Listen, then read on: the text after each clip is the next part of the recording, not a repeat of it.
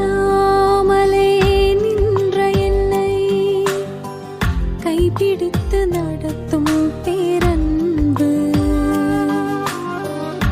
எந்தன் பெரும் குறைகள் கண்ட பின்னும்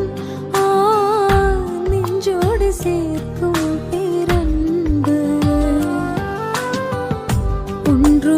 ஒன்றுமில்லாமலே நின்ற என்னை கைப்பிடி